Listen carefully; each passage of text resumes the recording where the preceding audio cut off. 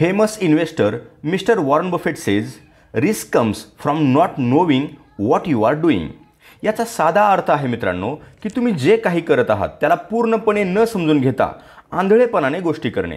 त्यापैकीच एक उदाहरण म्हणजे एखाद्या कंपनीबद्दल काहीच माहिती नसताना त्या कंपनीचे शेअर्स डोळे झाकून खरेदी करणे. मित्रांनो, कोणत्याही कंपनीचे शेअर्स खरेदी करण्यापूर्वी ती कंपनी कोणता व्यवसाय करते, किती नफा कमावते, त्या व्यवसायात कोणते धोके आहेत किंवा पुढचे 10 वर्ष ती कंपनी चालेल का, बाजारात टिकेल का, कोडॅक, नोकिया, बॉम्बे डाईंग यासारखी दिवाळखोर होऊन बंद पडेल, याचा अभ्यास करणे म्हणजेच कंपनीचे फंडामेंटल ॲनालिसिस करणे. हे शिकण्यासाठी आपण सर्वप्रथम www.screener.in या वेबसाईटवर जाऊ. आज आपण एशियन पेंट या पेंट सेक्टरमधील दिग्गज कंपनीचे फंडामेंटल ॲनालिसिस करणार आहोत. सर्च फॉर अ कंपनी या बॉक्समध्ये एशियन पेंट्स लिमिटेड टाका. कंपनीच्या नावावर क्लिक करा. एशियन पेंट्स या कंपनीची सगळी माहिती दिसेल. सर्वात प्रथम कंपनीचा व्यवसाय काय आहे म्हणजेच कंपनी कोणते प्रोडक्ट्स बनवते ते आपण पाहू. आणि कंपनीचे मॅनेजमेंट कसे आहे, कोणते लोक ही कंपनी चालवतात, मुख्य प्रवर्तक म्हणजे प्रमोटर्स कोण आहेत आणि कंपनीची सूत्र कोणाच्या हातात आहेत, कंपनीची पुढची ध्येयधोरणे काय आहेत, हे सर्व जाणून घेण्यासाठी आपण काय करूया, कंपनीच्या वेबसाईटवर जाऊया. सर्वात प्रथम कंपनीचे प्रोडक्ट्स बघू. Royale Aspira, Royale Glades, Royale Healthshield, Easy Healthshield, Healthshield Clear, Royale Shine, Matt, Advanced Luxury Emulsion, Apcolite, All Protect, Advance Shine, Advance Heavy, Premium Satin, Premium Emulsion, Tractor Emulsion, Advanced, Sparks, Aqualock, Uno Health. आणि ही company काय करते, health and hygiene प्रकारातसुद्धा वेगवेगळे product बनवते. व्हायरो protect या नावाने liquid handwash बनवते, floor cleaner, toilet cleaner, disinfectant spray, hand sanitizer, Ayurvedic hand sanitizer, multipurpose wipes. आणखीन वॉटरप्रूफिंग प्रोडक्ट्समध्ये सुद्धा company putty boost, crack, block joining, tile cleaner, damp proof, फॅबसेल असे भरपूर प्रोडक्ट्स बनवते. एशियन पेंट्सच्या या वेबसाईटवरती तुम्ही या कंपनीचे सगळे प्रोडक्ट्स निवांत नंतर पाहू शकता. यानंतर कंपनीचे मॅनेजमेंट कसे आहे ते पाहू. KBS आनंद हे कंपनीचे मॅनेजिंग डायरेक्टर आणि CEO आहेत. Amit single chief operating officer आहेत, तर जयेश मर्चंट कंपनीचे सेक्रेटरी आहेत. चंपकलाल चोक्सी, चमनलाल चोक्सी, सूर्यकांत दानी आणि अरविंद वकील यांनी या कंपनीची स्थापना केली होती. अगदी अनुभवी आणि टॅलेंटेड लोकांच्या हातात या कंपनीचे सूत्रे आहेत असं म्हणायला पण हरकत नाही. तुम्ही कंपनीचा ॲन्युअल जनरल जर व्हिडिओ बघितला तर कंपनीची वाटचाल कशी होती, ध्येयधोरणं काय आहेत आणि भविष्याविषयी कंपनीचं काय प्लॅनिंग आहे हे तुम्ही जाणून घेऊ शकता. यानंतर पुन्हा आपण screener.in वर जाऊ. अबाउटमध्ये तुम्ही पाहू शकता की एशियन पेंटची स्थापना 1942 साली झाली होती. 15 देशांमध्ये कंपनीचा व्यवसाय आहे. 26 ठिकाणी कंपनीचे मॅन्युफॅक्चरिंग युनिट्स आहेत आणि 60 देशांमध्ये यांच्या वस्तू विकल्या जातात. कंपनी पेंटसोबतच मेटल सॅनिटरी वेअर, लाइटिंग्स, फर्निचरचा सुद्धा व्यवसाय करते. एशियन पेंट्सच्या एका शेअरची किंमत आहे 3111 रुपये. कंपनीचे एकूण बाजार भांडवल ज्याला मार्केट कॅप म्हणतात ते आहे 2,98,392 करोड. मार्केट कॅप काढण्याचे सूत्र आहे कंपनीच्या एका शेअरची किंमत गुणुले एकूण शेअर्स. कंपनीचे एकूण शेअर्स आहेत 95.9 करोड आणि एका शेअरची किंमत आहे 3111. म्हणजेच 3111 गुणुले 95.9 बरोबर 2,98,392 करोड रुपये. मार्केट कॅपवरून आपल्याला कंपनीच्या आकाराचा अंदाज येऊ शकतो. कंपनी खूपच मोठी आहे आणि करंट प्राईस आहे 3111 रुपये.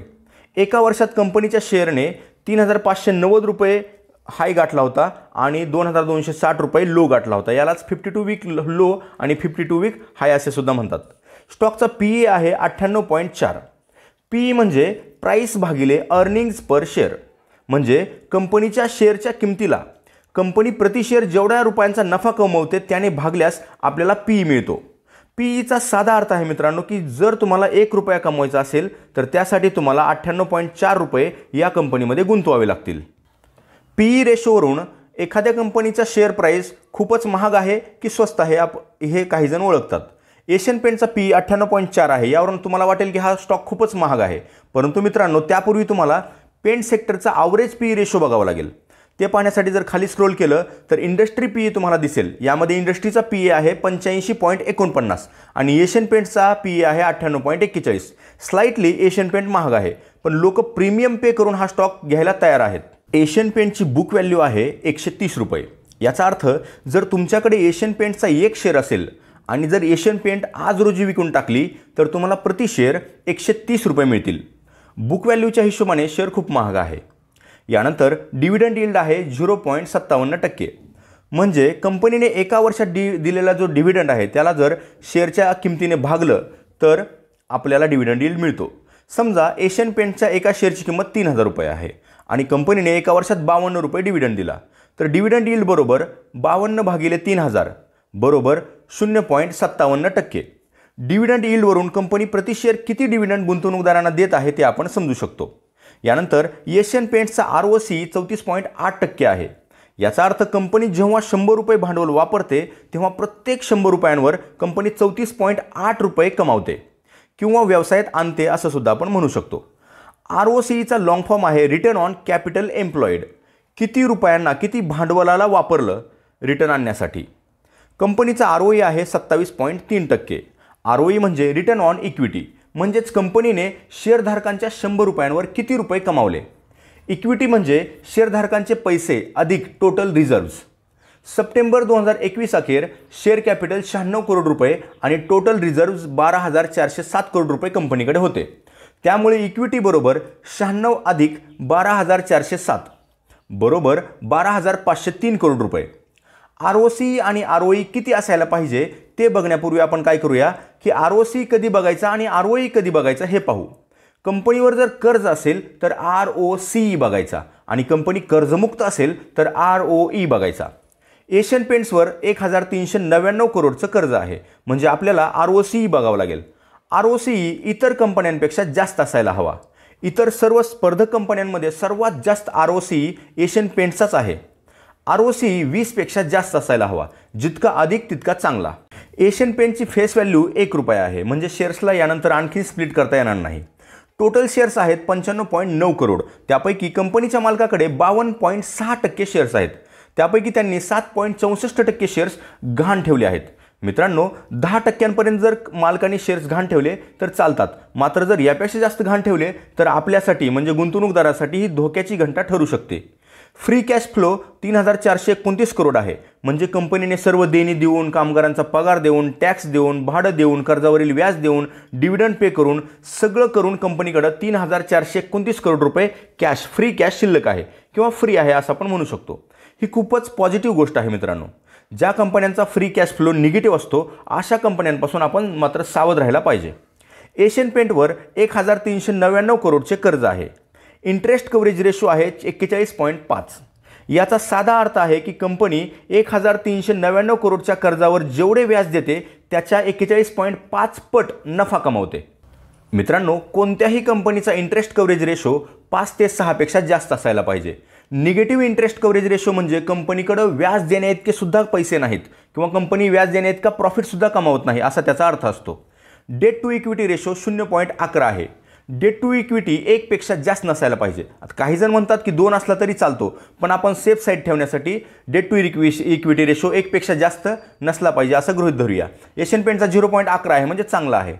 कंपनीवर जर प्रचंड कर्ज असेल तर वर्स्ट कंडिशनमध्ये कंपनीचे शेअर प्राइस काय होईल, धुमधडाक्यात खाली येऊ शकते. EPS म्हणजे अर्निंग्स पर शेअर. कंपनी प्रति शेअर किती रुपये नफा कमावत आहे याला EPS म्हणतात. एशियन पेंट 31.6 रुपये प्रति शेअर नफा कमावत आहे. EPS काढण्याचं सूत्र आहे नेट प्रॉफिट भागिले total number of equity shares. EPS जितका अधिक असेल तितकं चांगलं. मागील 3 वर्षात कंपनीचा प्रॉफिट दरवर्षी 15.3% वाढत आहे आणि कंपनीची सरासरी विक्री 8.87% वाढली आहे. क्विक रेशो म्हणजे रोख रक्कम, गुंतवणूक, उधारी यांच्यापासून मिळणारी जी रोख रक्कम आहे की ज्यामुळे अल्पावधी जी देणी द्यावी लागणार आहेत कंपनीला त्याला म्हणतात क्विक रेशो. क्विक रेशो किमान 1 असायलाच पाहिजे. 1 पेक्षा जास्त असेल तर उत्तम. एशियन पेंटचा क्विक रेशो आहे 1.03, म्हणजे चांगला आहे, बऱ्यापैकी आहे. करंट रेशो आहे 1.87. आता करंट रेशो म्हणजे काय, तर कंपनीला जी शॉर्ट टर्ममध्ये देणी द्यायची आहेत ती देण्यासाठी पुरेसे पैसे आहेत का. करंट रेशो 1.5 पेक्षा जास्त असायला पाहिजे, म्हणजे 1.5 पेक्षा कमी असेल तर आपण त्या कंपन्यांपासून सावध राहायला पाहिजे. यानंतर एशियन पेंटचा प्राइस चार्ट आपण पाहू. मॅक्सवर क्लिक केल्यावर कंपनी लिस्ट झाल्यापासून शेअरची प्राइस कशी वाढत गेली हे तुमच्या लक्षात आलं असेल. 2008चं मार्केटचं क्रॅश असो किंवा 2020चा करोना असो, यामुळं कंपनीच्या शेअर प्राईसवर तितकासा परिणाम झालेला नाही. अर्थातच थोडंसं करेक्शन एशियन पेंटच्या शेअर प्राईसमध्ये झालेलं आहे, पण तिथून कंपनीने बाउन्स बॅक केलेला आहे. मित्रांनो, हेच वैशिष्ट्य असतं फंडामेंटली स्ट्रॉंग कंपन्यांचं.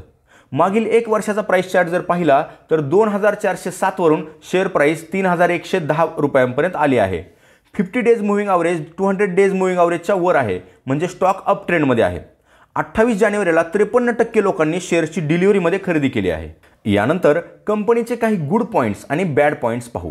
Company is almost debt free, म्हणजे कंपनी जवळपास कर्जमुक्त आहे. Company is expected to give good quarter, म्हणजे या तिमाहीमध्ये कंपनी चांगला नफा कमावू शकते. कंपनीचा मागील 3 वर्षांचा ROE 26.37% आहे, जो की खूपच चांगला आहे. कंपनीचा डिव्हिडंड पेआउट रेशो 47.54% आहे. मित्रांनो, 35 ते 55% डिव्हिडंड पेआउट रेशो चांगला मानला जातो. यानंतर कॉन्समध्ये पहिला कॉन्स आहे stock is trading at 23.87 times it's book value, म्हणजेच स्टॉकची किंमत त्याच्या बुक व्हॅल्यूपेक्षा खूपच जास्त आहे. कंपनीची विक्री 8.76% मागील 5 वर्षामध्ये दरवर्षी वाढली आहे, जी की फारच कमी आहे. यानंतर पियर कंपॅरिझन पाहू, म्हणजे एशियन पेंटची तुलना इतर पेंट सेक्टरमधील कंपन्यांसोबत करू. शेअर प्राईस एशियन पेंटची सर्वात जास्त आहे. मार्केट कॅपच्या बाबतीत पण एशियन पेंट अव्वल नंबर आहे. Berger paints, Nerolac, Indigo, Shalimar यांच्या डिसेंबर 2021च्या क्वार्टरमधील नफ्यापेक्षा जास्त नफा एशियन पेंट्सने कमावला आहे, 1015.59 करोड रुपये. हा नफा क्वार्टर ऑन क्वार्टर 17.98% कमी झाला आहे. बट सर्वांचाच नफा कमी झाला आहे मित्रांनो. डिसेंबर 2021च्या तिमाहीमध्ये एशियन पेंट्सने 8,527 करोड रुपयांची विक्री केली. या बाबतीत एशियन पेंटच्या आसपाससुद्धा कोणती कंपनी नाही. विक्री 25% वाढली आहे. इंडिगो पेंट्सची सुद्धा विक्री 26% वाढली आहे. ROCE आणि ROE एशियन पेंट्सचा सर्वात जास्त आहे.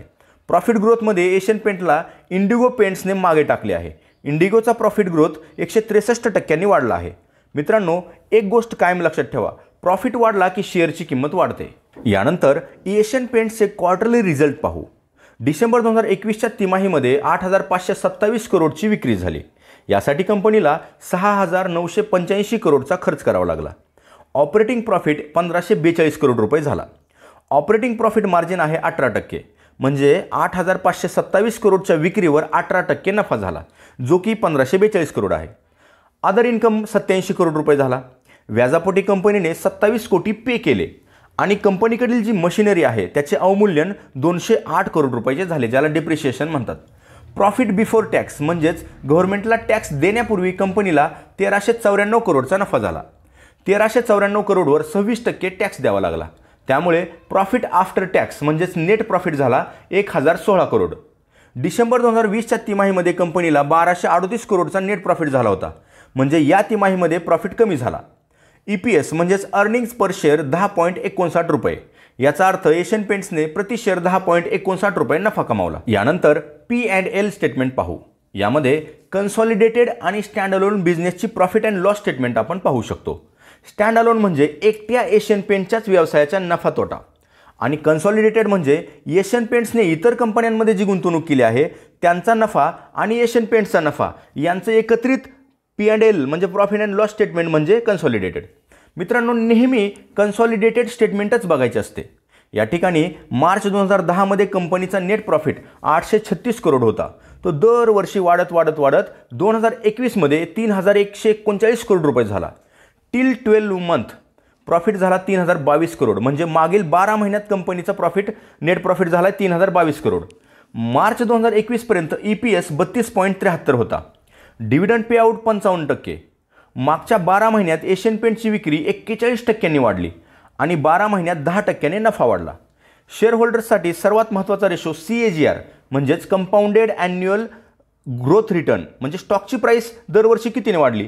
मागच्या 10 वर्षापासून एशियन पेंटच्या शेअरची प्राईस दरवर्षी 27% वाढत आहे आणि मागच्या 1 वर्षात शेअर प्राईस 29% वाढली आहे. मित्रांनो, कंपनीची बॅलन्स शीट बघू. एशियन पेंट्सकडे सप्टेंबर 2021 पर्यंत शेअर कॅपिटल 96 करोड रुपये आहे आणि रिझर्व्ज 12,407 करोड. शेअर कॅपिटल आणि रिझर्व्ह यांच्या बेरजेला इक्विटी म्हणतात.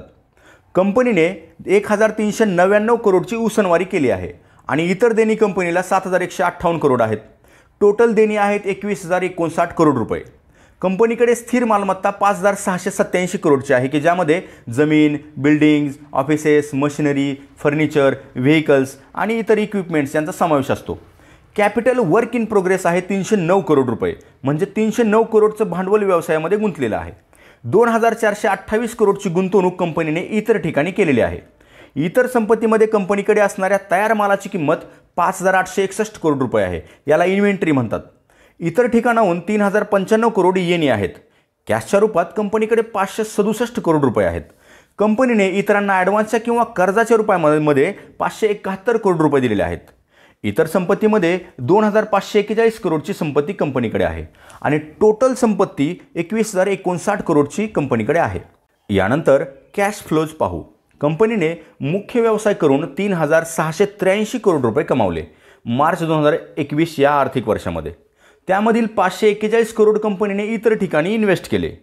कॅश फ्रॉम फायनान्शिंग ॲक्टिव्हिटीमध्ये कंपनीने दिलेला डिव्हिडंड, रिपेमेंट ऑफ बॉरोविंग्ज, भरलेले व्याज यासाठी 650 कोटी खर्च केले.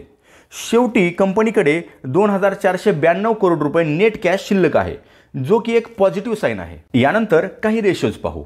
पहिला रेशो आहे डेटर डेज, म्हणजे ज्यांना माल विकला आहे त्यांच्याकडून किती दिवसानंतर पैसे कंपनीला मिळतात. माल दिल्यावर 44 दिवसांनी कंपनीला त्यांचे पैसे मिळतात. 44 दिवस म्हणजे ठीकठाक आहेत. इन्व्हेंटरी डेज 134 आहेत, म्हणजे 134 दिवसात कंपनीने बनवलेला सगळा माल विकला जातो. एका वर्षात कंपनीला जवळपास 3 वेळा माल बनवावा लागतो. डेज पेएबल म्हणजे कंपनीला इतरांची देणी केव्हा द्यावी लागतात. 129 दिवसानंतर कंपनी सगळी बिलं देते. याचा अर्थ कंपनीकडे 4 महिने आहेत इतरांची देणी द्यायला. या काळात कंपनी तिच्याकडील पैसे इतर ठिकाणी गुंतवून नफा कमावू शकते. यानंतरचा रेशो आहे कॅश कन्व्हर्जन सायकल, म्हणजे एखादी कंपनी तिच्याकडील गुंतवणुकीचे रूपांतर मालामध्ये आणि मालाचे रूपांतर पैशांमध्ये किती दिवसात करते. एशियन पेंट 59 दिवसात हे करते.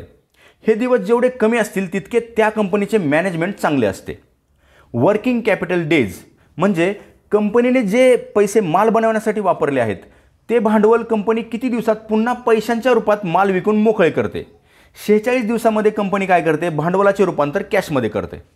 ROCE आहे 35%, म्हणजे कंपनी 100 रुपये भांडवल वापरून 35 रुपये कमावत आहे.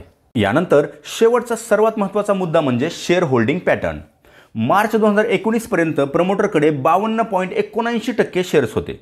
ते डिसेंबर 2021च्या क्वार्टरपर्यंत 52.63% राहिले, म्हणजे 0.16% स्टेक प्रमोटर्सनी विकून टाकला. प्रमोटर्सनी त्यांच्याच कंपनीचे शेअर्स विकणं हे नकारात्मक गोष्ट असू शकते, परंतु या ठिकाणी हे प्रमाण फारच नगण्य आहे, त्यामुळे आपण त्याकडे दुर्लक्ष करू शकतो. FII म्हणजे फॉरेन इन्स्टिट्यूशनल इन्व्हेस्टर. त्यांच्याकडे मार्च 2019मध्ये 16.33% शेअर्स होते. त्यांनी ते वाढवून डिसेंबर 2021च्या क्वार्टरपर्यंत 20.48% केले. म्हणजे FIIना एशियन पेंटच्या बिझनेस मॉडेलमध्ये विश्वास आहे. DIIने मात्र 9.51% स्टेकवरून 7.15% पर्यंत स्टेक आणला. पब्लिककडे 21.32% शेअर्स होते. आज रोजी पब्लिककडे 19.68% शेअर्स आहेत. इतरांकडे 0.02% शेअर्स आहेत. प्रमोटर्सनी त्यांच्याकडील 7.64% शेअर्स घाण ठेवले आहेत. ॲज अ इन्व्हेस्टर म्हणून आपण जेव्हा एखाद्या कंपनीकडे बघतो तेव्हा त्या प्रमोटर्सनी त्यांच्याकडील शेअर्स घाण नाही ठेवले पाहिजेत. 10%पेक्षा जर जास्त शेअर्स घाण ठेवले असतील तर ही आपल्यासाठी धोक्याची घंटा ठरू शकते. तर मित्रांनो, अशा प्रकारे आपण पेंट सेक्टरमधील दिग्गज कंपनी एशियन पेंटचे फंडामेंटल ॲनालिसिस पाहिले. व्हिडिओ आवडला असेल तर लाईक करा आणि चॅनलला अजून सबस्क्राईब केलं नसेल तर सबस्क्राईब करा आणि हा व्हिडिओ जास्तीत जास्त तुमचे मित्र, नातेवाईक यांच्यामध्ये शेअर करा, म्हणजे त्यांनासुद्धा फंडामेंटल ॲनालिसिस कसं करायचं ते कळेल आणि खराब कंपन्यांपासून कसं वाचायचं ते त्यांना समजेल. पुन्हा भेटू अशाच एका नवीन व्हिडिओमध्ये. तुम्ही सर्वांनी हा व्हिडिओ पाहिल्याबद्दल तुम्हा सर्वांचे मनापासून प्रेमपूर्वक धन्यवाद.